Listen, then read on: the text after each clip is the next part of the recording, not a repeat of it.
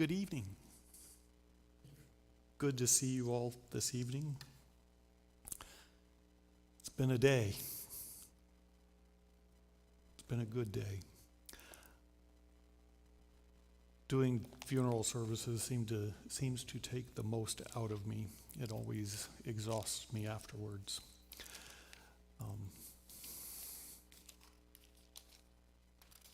I don't know why, but it does. Anyway, I am glad to be here, and we are going to continue going through the book of Joshua, and tonight is Joshua chapter 6. As David said, it's the Battle of Jericho. I am sure that all of us know that story very well. And so going through a chapter like this, we have to mine a little bit to see what God has hidden in this chapter. The obvious overarching thing that we can look at is, God protected the Israelites and he gave them the victory in Jericho. But there's a lot more to this story, really, because it does show very much the trust that Joshua had in God. And we're going to see at the end that this was just one more step in Joshua's growth as the leader of the nation of Israel. Because once again, Joshua's fame goes out into the world. So we're going to look at this. The chapter really breaks down into about three different sections. The first section is verses 1 to 5, and this is the battle plan. So it's going to be very similar to the crossing the Jordan. This section is God telling Joshua what he's going to do, and then the middle section of the chapter talks about the battle itself, and then the end of the chapter talks about the aftermath, what happened as a result of this battle. And so that's how we'll approach it. So these first 7 verses really do talk about the battle plan and God's plan for it. So verse 1 says, "Now Jericho was securely shut up because of the children of Israel. None went out and none came in." So I want to kind of show you how the wall was built, what kind of structure it looked like, because this idea of the city was securely shut. The Jericho was just a city. It was like on top of a mound, an earthen mound. Okay, around the bottom of it, down in here, they dug a ditch all the way around. Okay, and then there's this earth, and they built this bit of the wall right up next to the earth, and that was probably about 20 feet tall from the bottom to the top of that. And then on top of that, they built with mud bricks this wall that extended probably another 20 feet up. So if you imagine coming from where these guys are, you got to go through this ditch, and then this wall is almost 40 feet tall altogether. Well, then there's this other earthen mound. This is still the side of the mound, and on top of that is another wall that's 20 feet tall. So this city was very secure. It was almost impossible with the technology that they had at the time, for armies to go through both walls. It would take a very, very long time. So all they had to do was shut the gates, keep the gates secure, and it was almost impossible for anybody to get in. And so that's what this is. Nobody went in, nobody came out. In the city itself, let me go to the next. So this is would be an aerial view. This looks like it's actually a map of modern day times with the city of Jericho sitting in it. But this is that bottom wall, and then that would be the top wall. This is where the main city was. This is where for lack of a better term, the regular citizens of Jericho lived. Now, how big is that area? The estimates are about 9 acres. So how much is 9 acres to put a, kind of grasp at? I looked up on the county map. The property that the mill is on, the entire property is about 11 acres. So if you would imagine that the inside of this city is just a little bit smaller than the entire land area that the mill is on. Now around that is this other area where probably some of the poorer folks lived. Rahab probably lived out on this part with her house up against the wall. You can see that it varies in size around there, so I couldn't find any real estimates of how far around this bottom wall was. The best estimates, because they walked around it, and on the seventh day they walked around it 7 times. So how far did they actually go? It was probably a couple of miles per lap. So that last time they probably went about 8 or 9, maybe 10 miles was the journey on that last day. So that's kind of what the city looked like. So for it to be completely shut up, there were also probably, because of that time, there may have been even poorer folks that lived outside the city. But when they went to lock it up, because they're in fear that they're going to get attacked, all the folks would go inside. Interestingly, this really I found surprising.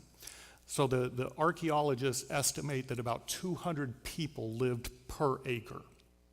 So inside the city of Jericho itself, there were only about 1,200, maybe 1,400 people. Now, if you remember, when they crossed the Jordan, and the 2.5 tribes that stayed on the eastern side, it said that they sent their warriors, their men of age to fight. And it said that there was about 40,000 of them from those 2.5 tribes. So just imagine the size of the army that the Israelites had with all of the males, 20 years of age and older. And Jericho has 1,400 people. I would be shaking in my boots if I saw an army, because it had to have been at least more than double, probably 4 times the 40,000, so maybe close to 200,000 troops against 1,200. Wouldn't that scare you?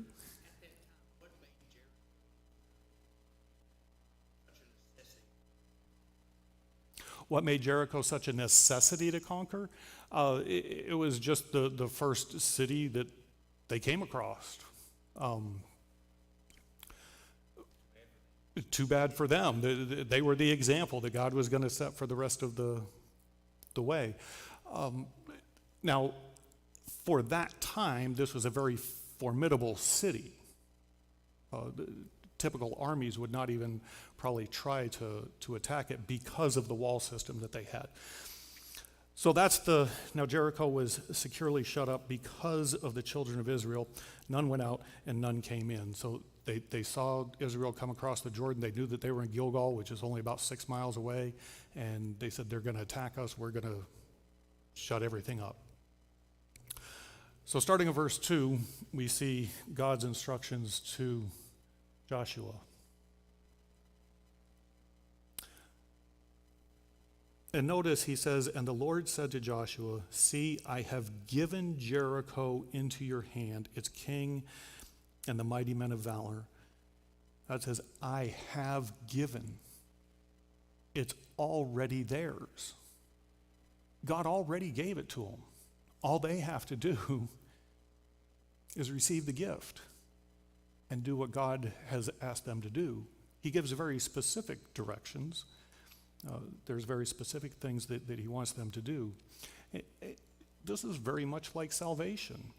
It's a gift that God has already given. He's already sent his son to die on the cross. That's already happened. All people have to do is just receive that gift. Just accept it. And obey the commands of Jesus. So God is speaking to Joshua, and he says, look, it's already been given to you. It's in your hands. So then he gives him these instructions. It says, you shall march around the city, all of your men of war. You shall go all around the city once. This you shall do 6 days, and 7 priests shall bear 7 trumpets of ram's horns before the ark. But the seventh day you shall march around the city 7 times, and the priest shall blow the trumpets. It shall come to pass, when they make a long blast with the ram's horn, and when you hear the sound of the trumpet, that all the people shall shout with a great shout. Then the wall of the city will fall down flat, and the people shall go up, every man straight before him. I don't think that no, I didn't. I will go back to that picture of the wall to kind of show you when the wall fell. Remember that one part at the bottom, the first incline? When the bricks came down on the wall, it kind of filled that in, so it was a more gentle slope for the Israelites just to walk up, instead of having that steep incline that would have been very difficult to get over. So the bricks actually fell down and filled in that area to make it much easier for them to go up. So a couple of notes here. The repetition of the number 7. 7 is a very important number in Scripture. It usually indicates completion or perfection. And the repeating of that number should tell us that God, again, that God's plan, it's already happened. It has already happened. But he wants the people to kind of go through this ritual, if you will, this ceremony. And so that number 7 is repeated. In the entire chapter, the number 7 appears 14 times. That's a lot of times for that number to appear in here. And in this verse, especially, it seems to be very repetitious. Also notice, there is absolutely no military action that God has called them to do. None. Walk around the city, do that 7 days, and on the 7th day, shout. And I'll take care of everything. There's no military plan. I think that's awesome. But it is ceremonial in nature. Remember when they were on the eastern side of the Jordan, Joshua went through and told them to prepare. For tomorrow we're going to cross over. So there was a preparation to move. After they crossed over, they went into Gilgal. And again, they had to prepare spiritually for what they were about to do. And so now they're acting out or going through this spiritual ceremony. So then verse 6 says, Then Joshua the son of Nun called the priests and said to them. So now verses 6 and 7 is Joshua is going to pass on this information to his leaders. So Joshua the son of Nun called the priests and said to them, Take up the ark of the covenant, and let 7 priests bear 7 trumpets of ram's horns before the ark of the Lord. There go the 7s again.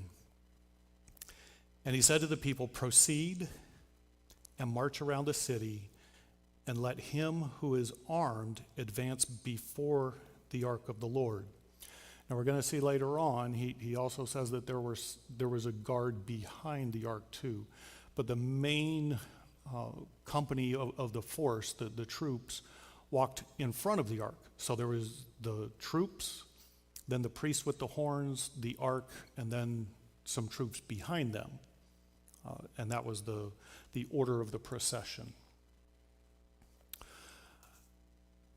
So verses 8 to 21 tell us about the battle.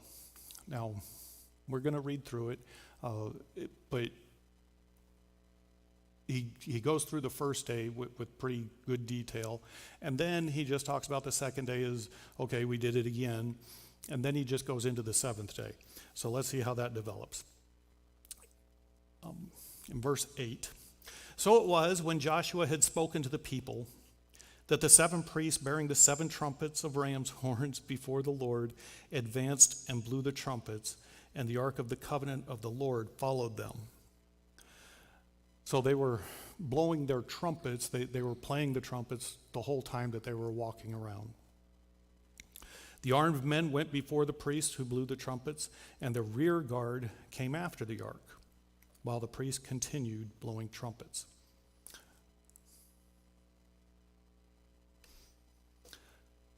Now Joshua had commanded the people, saying, You shall not shout nor make any noise with your voice, nor shall a word proceed out of your mouth until the day I say to you, shout, then you shall shout.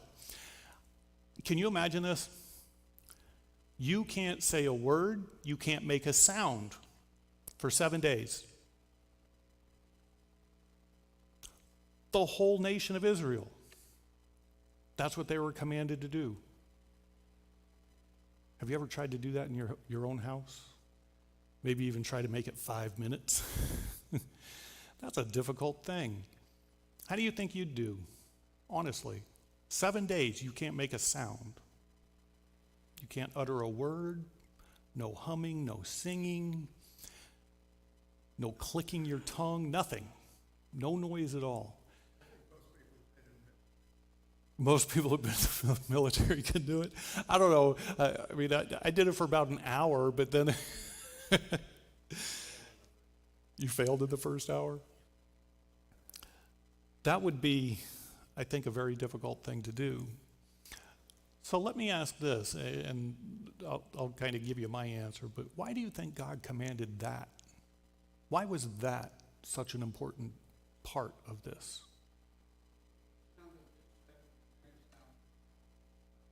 Okay, so when they finally did make that sound, it would be a booming sound. It would sound so much louder. Certainly it would. Make sure they can follow instructions.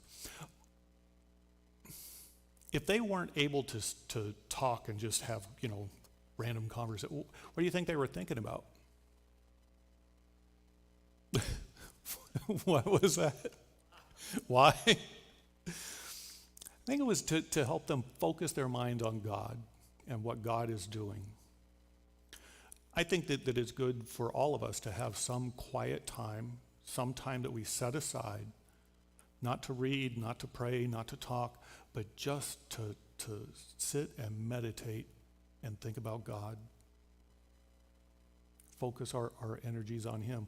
When you fast, anytime you fast, the whole idea of that is to not eat, but during that time that you would be eating, to pray, to focus on God, to spend that time with Him. And so for 7 days, the Israelites were to just march around the city and not say a word, just focus all their energy. They only had to keep their mouth shut. Well, Stay out there all day. no, but it does say that, because He says, until the day I say to you, shout. So don't make any noise until I tell you to shout. That means that for 7 days, even when they went back to camp, they weren't to utter a sound. They weren't to make any noise at all. So even, cooking the evening dinner, no talking. You can't talk.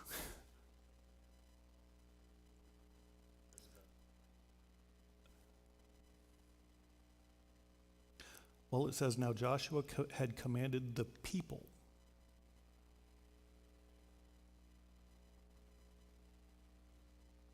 I think it would be all of them. All of them. And this is, again, one of those things, are you going to be obedient to God or not? Are you going to question Him, or are you just going to do what He's called you to do? Oh. A teachable moment. So then verse 11 says, so he had the ark of the Lord circle the city, going around it once. Then they came into the camp and lodged in the camp. So that's the first day. As they're marching around, I'm going to ask you just kind of for a moment, put yourself in the shoes of one of the residents of Jericho. I imagine that they were interested in seeing what was going on, because they're just waiting for the attack. So can you imagine just being up on that top wall and watch, and they're just walking around? I mean, what kind of thoughts would you be having about that?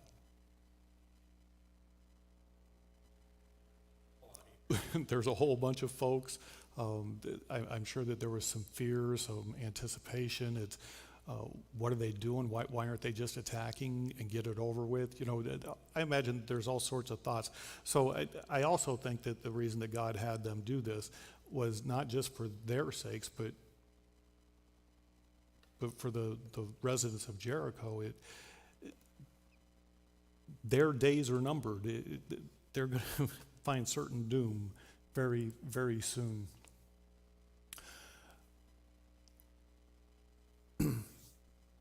So the next little section tells us about the second day, and it's kind of short, a little bit shorter.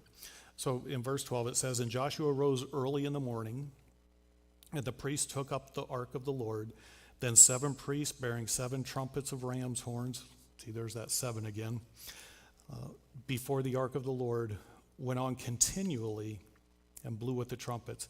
And the armed men went before them, but the rear guard came after the ark of the Lord, while the priests continued blowing the trumpets." I want to pause here. He mentions the ark, but he uses a little bit of different terminology here. What did the ark represent? The very presence of God. So he's at the center of all of this. And Joshua seems to just keep reinforcing that the ark is the center of this whole formation. He tells where everybody is in relation to the ark, in relationship to God. So it should really show us that God is the main character here. And then verse 14 says, "And the second day they marched around the city once and returned to the camp. So they did 6 days." So now he says, oh, okay, they did it again. And by the way, they did this 6 days in a row. They just continued to march. This next little section gives us that 7th day. "But it came to pass on the 7th day," I want to see where I'm at. Yeah, don't look at that. "But it came to pass on the 7th day that they rose early about the dawning of the day." Now, all the other days, it just says they got up sometime in the morning and went about their day. This time, they're going to walk around 7 times, so they've got to get up a little bit earlier, maybe, make sure they get going on time to accomplish the day's task. "So they get up at dawn and marched around the city 7 times in the same manner. On that day only, they marched around the city 7 times. Now let's go back to the residents of Jericho again.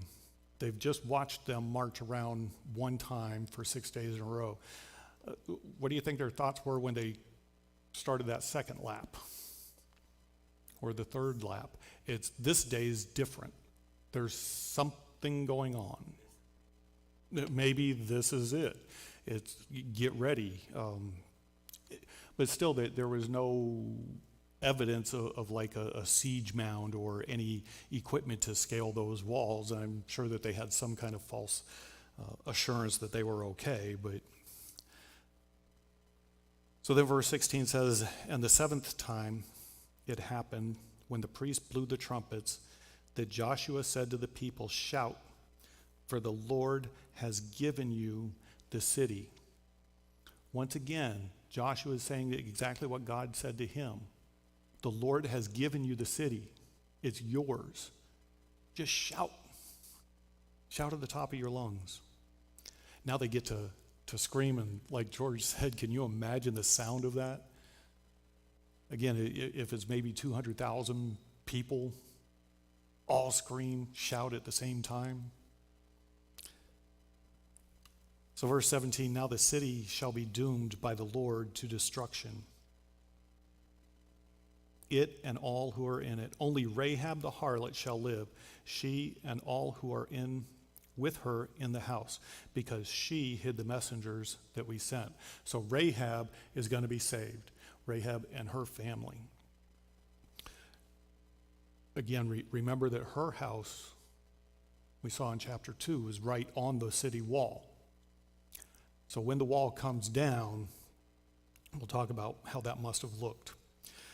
And in verse 18 he says, "And you, by all means, abstain from the accursed things, lest you become accursed when you take of the accursed things, and make the camp of Israel a curse and trouble it."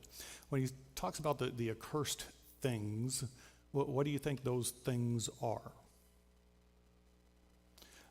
Probably their idols, or whatever kind of tools they use to worship their false god. Anything that had to do with that worship of a pagan god. God said, don't bring any of that stuff into your camp because it'll spoil you. When we're told that we're supposed to be in the world but not of the world, it's kind of difficult to live, I think, in a world that is pagan and not have some of that rub off, not have some of that maybe become a little bit normal or a little less offensive. God always told his people to stay pure. Why? Because he didn't want them to be corrupted with any false doctrine, any false god, anything outside of him. He wanted them to stay completely focused on him. That's such a hard thing, I think, for us to do. It's hard for me to do. There's so much around us that opposes God, that wants to draw us away. And it's not all just direct opposition. It's, oh, well, that sounds good. Some things sound kind of good, but it pulls us away from God. We have to make sure that we stay focused.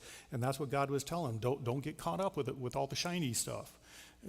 Don't even consider bringing it into your house. Let me just, what do you think about Ouija boards? I know lots of people who buy them for their kids because it's just a game. I think that's meddling in the, I don't know if there's anything to it or not, but I'll tell you, I think that's kind of embracing or bringing in something that you should not bring into your house. It's better to stay away from it and not even have it impact you. That's the type of thing that I'm talking about. Even some of the games. I'll tell you this, I used to play Dungeons and Dragons before I got saved. And I love Dungeons and Dragons. It's just a fantasy game, but there's a lot of evil in it. There's a lot of conjuring in it. There's a lot of spells in it. And the Bible tells us to stay away from that stuff. And so, when I gave my life to Christ, I went through the house and I rounded up all my little knickknacks and my books and everything and threw it out because I had to get that out of my house. There's so many little things like that that I think we can get sidetracked with, that God wants us to be aware of.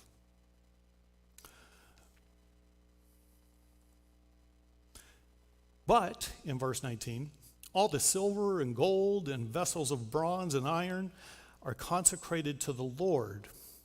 They shall come into the treasury of the Lord.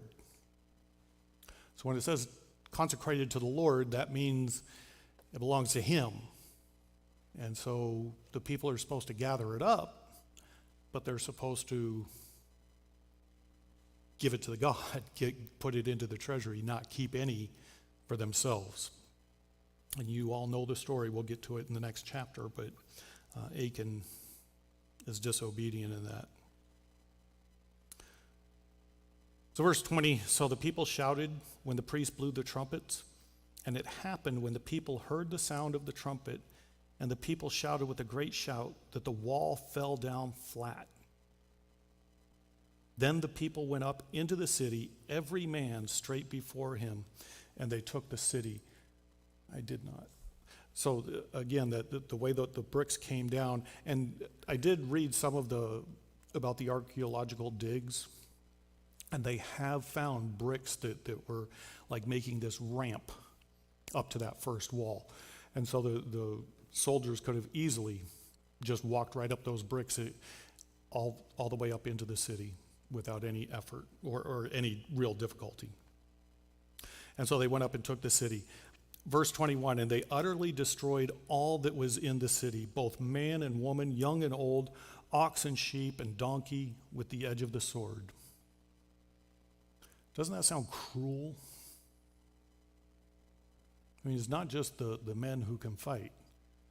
It says the men, the women, the young, the old, 2-year-olds, 3-year-olds, little babies, all the animals, every animal. That said, kill them all. Does that sound like Love? We talked about that this morning. God is love. Does that sound like love?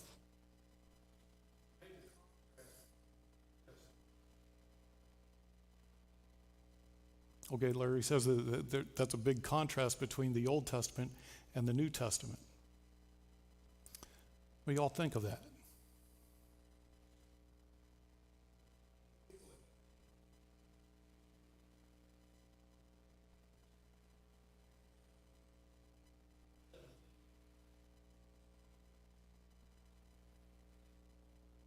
Right. Rahab and her family were the only ones that were going to be saved. And I like the way that you put that. The people couldn't even surrender. They couldn't even say, okay, we give up, you win. No, they were all to be killed. Why would God do that?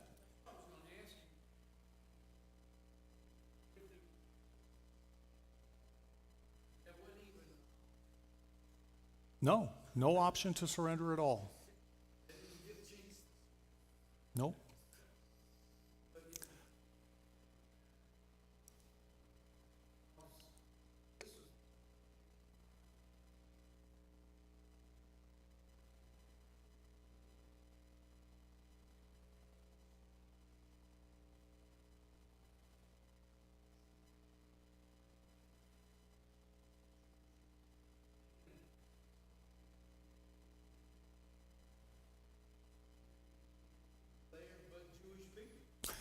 Okay, so if God's going to give the Jewish people, the Israelites, this land, then everybody else has to go.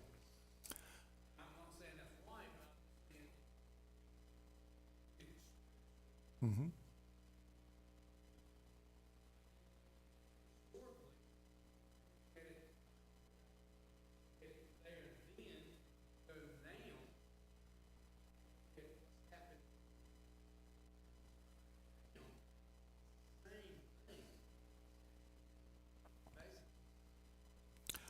I would agree with you, Larry. It's very similar to what's going on now. It's because they didn't kill all the people. It's because they left some that survived that we have this problem today.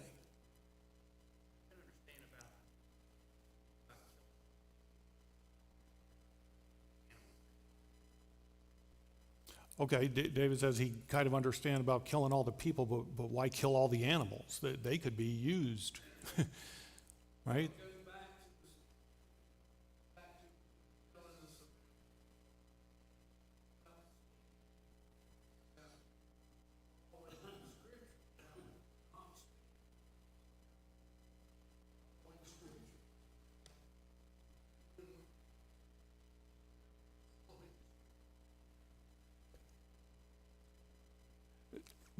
That's kind of the bottom line, isn't it? Because God said so.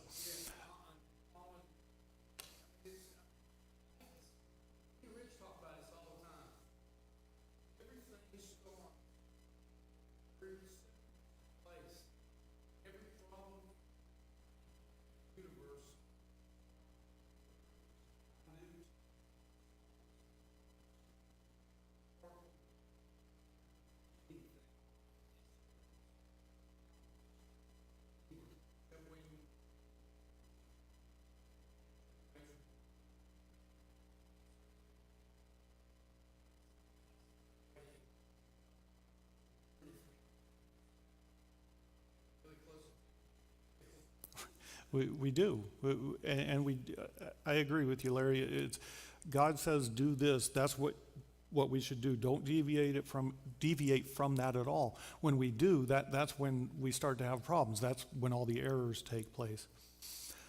I'll tell you, I've talked to a lot of people that don't believe, and one of the most common things that they say is, why did God kill all those people in the Old Testament? Why did he tell the Israelites to just wipe people out? Those children hadn't done anything. Why did they get killed? Children grow up to be adults.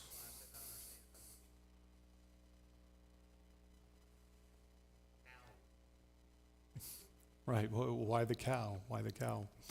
Well, so with the people, I think God had put up with and tolerated this people group for a long time. And they were still worshiping false gods. You know, when Jesus comes again, God's going to call everybody to stand before him, and those who have rejected him are going to be sent to hell for eternity. That sounds kind of harsh to me, but that's God's righteous judgment. So the residents of Jericho, this is God's righteous judgment on their refusal to turn to him. And so it's perfectly within God's discretion to say, kill them all. Don't let any survive. Now, with the animals, did the Israelites need the animals? I'm sure they had plenty on their own. So again, why take something that's been tainted, that's been stained with this false, these pagan gods in any way? I think God was just telling the Israelites, look, don't take anything. You can take the wealth, you can take the riches because you're going to need that, but don't take anything else. Kill it all. Anything that breathes, kill. Because somebody's going to tell the other animals around have it very.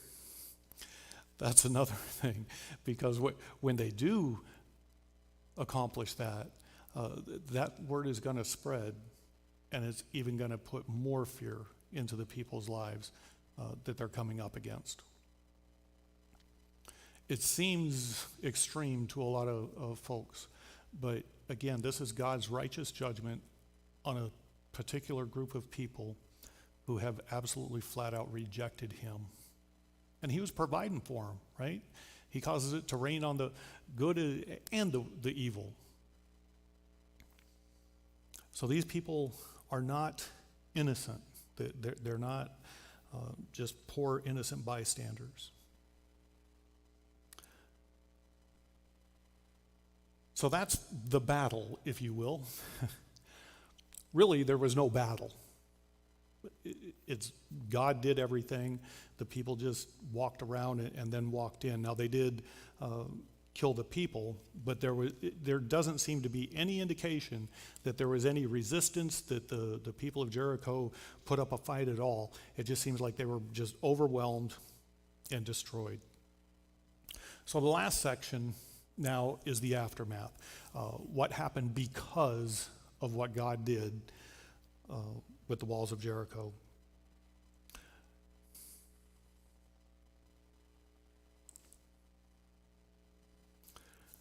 So verse 22 starts off, but Joshua had said to the two men who had spied out the country, go into the harlot's house, and from there bring out the woman and all that she has, as you swore to her.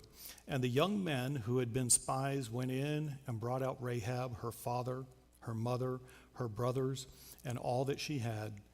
So they brought out all of her relatives and left them outside of the camp of Israel.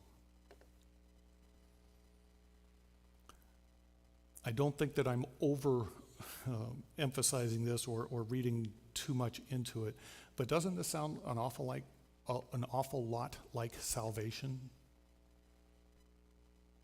Out of all the people on the planet, everybody, only those who have put their trust in Jesus are going to be redeemed, going to be saved from the world. The rest are going to be destroyed. And Rahab showed, she admitted, she declared that God is the one true God, and she protected the spies. She even lied for them. So her and her house are saved, just like they were promised that they would be. The people that excavated,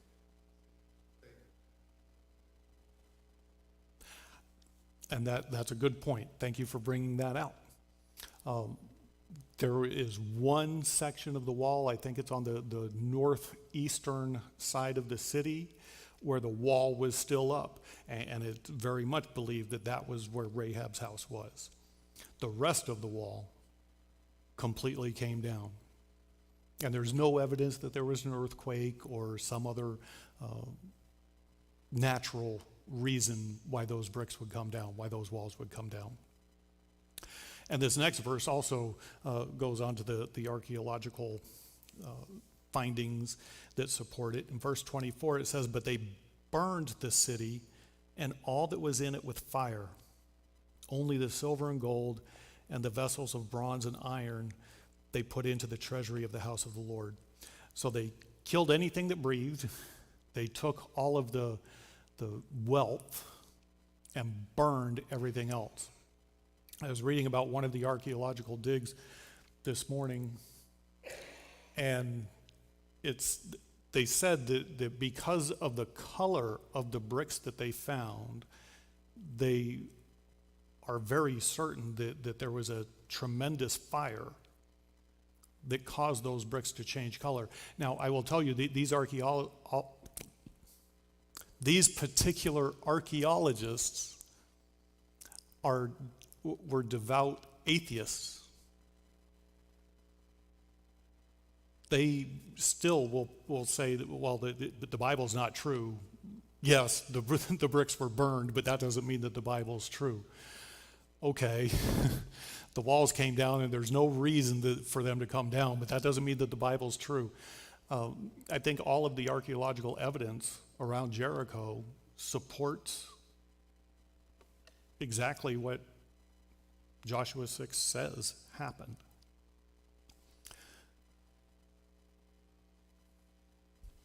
So verse 25, "And Joshua spared Rahab the harlot, her father's household, and all that she had.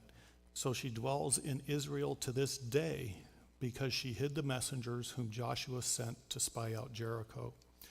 Now again, we don't know when this book was written, but up to that point, Rahab and her family are still living with the Israelites. She was accepted into the family of God. It wasn't an immediate thing? Because it says when she came out, they left her outside. Yes.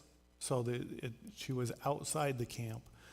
But down here then, it does say that she dwells in Israel to this day. Right. Well, and I imagine they still had that Gentile Israelite thing going on, but she was welcomed into the family of faith.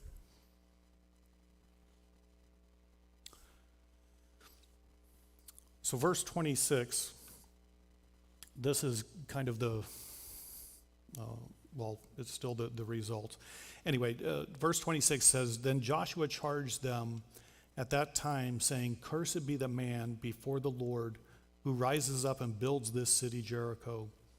He shall lay its foundations with his firstborn, and with his youngest he shall set up its gates.'"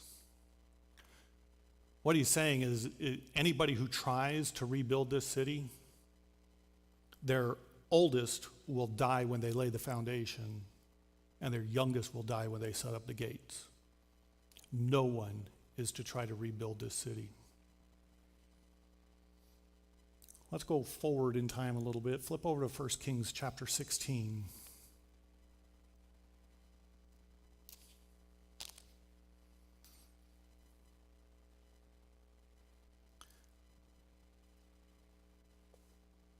We'll look at the very last verse, verse 34.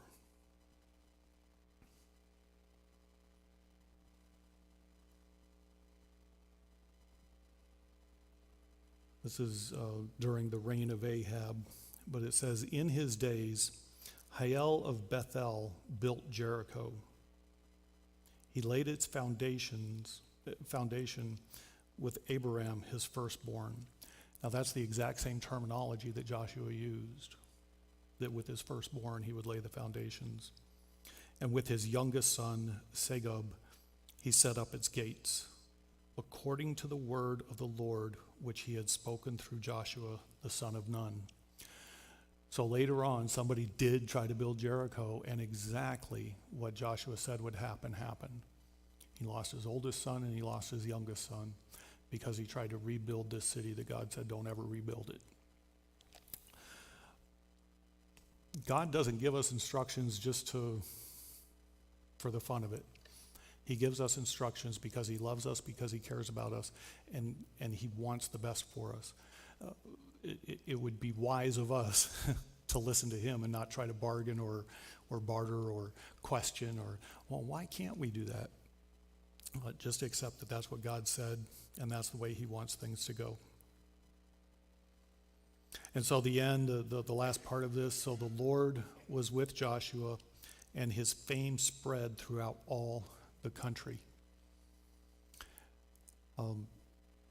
Keep in mind when they were coming up to the Jordan, and even when they sent the spies in, what did Rahab tell the spies? The whole land has heard about y'all. Everyone is afraid of you.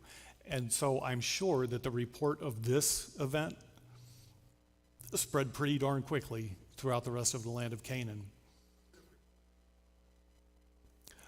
None of the residents of Jericho, but I'm sure that there was, how did people know that they had crossed the Jordan? I'm sure that there was people who knew what had happened that weren't part of the residents of Jericho.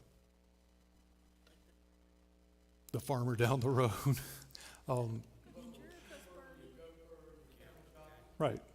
Anybody out tending their flocks that saw this, I'm sure I would. I'd go tell people, hey, look at what just happened. And that just made Joshua stronger in the eyes of Israel and made Israel much stronger in the eyes of the residents of the land of Canaan.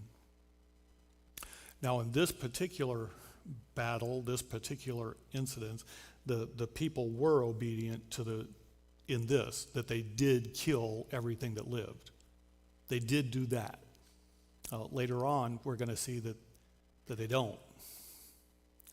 And there's serious ramifications for disobeying God and not doing that. And like David pointed out, to this day, we see the ramifications of that. So that's the story of Jericho. There's like the earthen mound is still visible, but there's nothing built on it, nothing at all.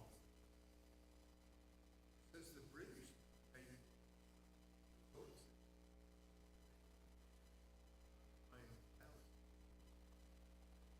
Oh yeah. So I looked on a couple of websites. they just sites. Yeah, and maybe they built around, because everything that I saw, it did show that, like a city, but this bare earthen mound stretched out through the middle of it, and that's the actual hill that the city of Jericho actually sat on. Any other questions, thoughts, comments? So trust and obey. We have to trust God, trust what he tells us to do, and obey. Do what he's asked us to do, and things turn out okay. In the next chapter, we'll see how things don't turn out okay when we don't.